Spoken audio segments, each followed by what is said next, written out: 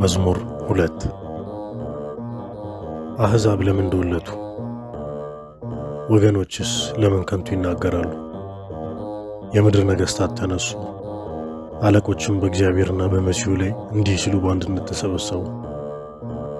ማሰሪያቸውን ከእኛ እንበጥስ፣ ቀንበራቸውንም ከእኛ ጋር እንጣል።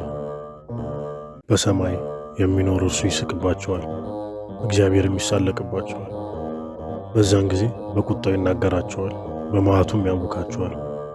እኔ ግን በእነርሱ ላይ ንጉሥ ሆኜ ተሾምኩ፣ በተቀደሰው ተራራውም በጽዮን ላይ የእግዚአብሔርን ትእዛዝ እናገር ዘንድ እግዚአብሔር አለኝ። አንተ ልጄ ነህ፣ እኔም ዛሬ ወለድኩ። ለምነኝ፣ አሕዛብንም ለርስትህ የምድርህንም ዳርቻ ለግዛትህ እሰጥሃለሁ። በብረት በትር ትጠብቃቸዋለህ፣ እንደ ሸክላ ሰሪ ዕቃም ትቀጠቅጣቸዋለህ።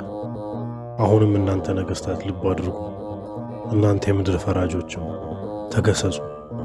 ለእግዚአብሔር በፍርሃት ተገዙ፣ በረዓድም ደስ ይበላችሁ።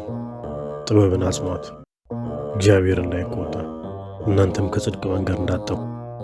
ቁጣው ፈጥና በነደደች ጊዜ በእርሱ የታመኑ ሁሉ ብፁዓን ናቸው።